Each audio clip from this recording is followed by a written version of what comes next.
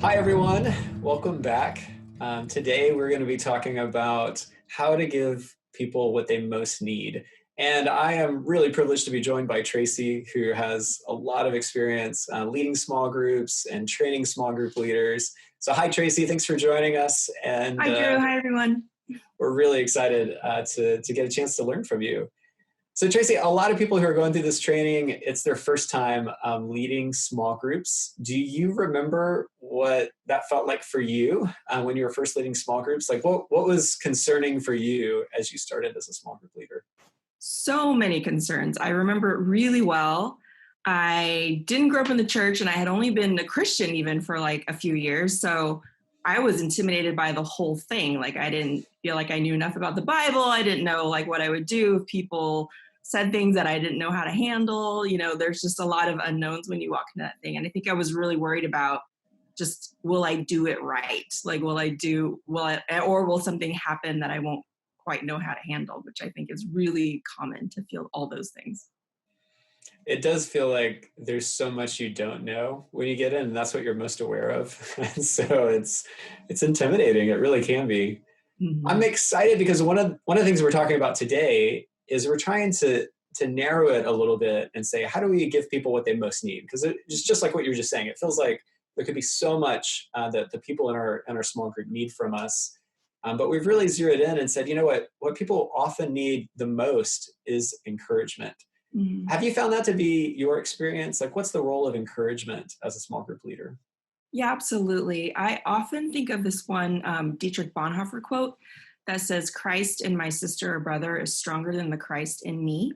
Hmm. And I take that to mean that, you know, when you're going through something hard or just even going through life, there's a lot of concerns, anxieties, fears that we go through.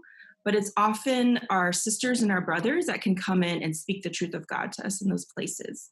So I love thinking about how God says, do not be afraid or do not fear, I think 365 times in the Bible. Wow. That Yeah. is who God is to us. God gives us that, but often through our sisters and our brothers. So we get to do that for each other because often, like I said, when we go through things, we can't see it that clearly because we're just seeing the situation or we're seeing the circumstance, we're seeing our fears speak to us, but it's often that sister or that brother that can come in and say, no, God's here, God's with you, don't be afraid, I'm with you. And that makes all the difference in the world. Oh, yeah, that's so right. And when I think about my own experience and I think about my experience leading, I see that to be true. That word of encouragement at that right time is crucial. Mhm. Well, Tracy, this is one of those skills where I feel like some people are really good at encouraging just naturally, and it just kind of oozes out of them. And I don't know that I'm one of those people. And so for me, I have to really work at encouragement. So I'm kind of taking notes here. What advice do you have for somebody like myself who is wanting to grow in encouragement? That's great. As someone that does a lot of coaching and training, I feel like I'm a professional encourager. Like this is what I love to do. Like I love to come around people and tell them what they're doing right. Nice. I think of it in a few different ways. So there's three main things I would encourage you to think about if this is something that you feel like you want to grow in. And the first is just the truth of God. And we can all do that, like presenting someone with a scripture that might be meaningful for their situation. So it's not to say we want to like silver lining anybody's situation or kind of undercut it, but I think to offer like this is how I see the truth of God connecting to you and to what you're going through. So that's the first one. The second one I would say is kind of action based, like, hey, I saw you do this well, and that's really meaningful to people. You know, a lot of times they don't get that, they don't get to hear that, or they don't notice it in themselves unless you say that, like, hey, I noticed that you were really welcoming when we had that gathering and you made people feel really at home. And that's lovely to give people that kind of feedback because oftentimes when we do that for folks, they're like, oh, I didn't even realize that.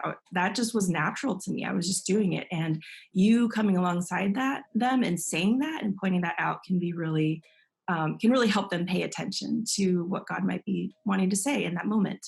And then the third is a little broader than that. It's somewhat related, but it's more personhood based. So it's just what I experience of you as a person. And I think this is often something really lacking in people. People don't often get that. So they might get a little bit of the like sort of action, like, hey, you did this well. But this is more just about this is how I see God in you. This is where I experience how you've been created well by God, and just speaking to someone's personhood and their goodness in a different way. Just like, I appreciate that you are a person of wisdom.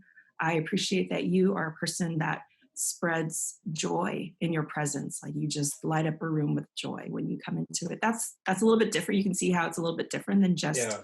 action. But I think that's also really significant for people. And it's really the act of seeing someone the way that they've been created by God uniquely, oftentimes, and going out of your way to point that out. Like, I can still remember the times when mentors, small group leaders, other folks have come into my life and said those things, because Mm. they're so significant oftentimes, and it's such a gift when we can do that for people. Absolutely. And what a way to exercise leadership, to like see God in someone, to name that, to call it forward. What a beautiful way that God leads us and that we get a chance to lead others as well. Thanks, Tracy. That's really helpful.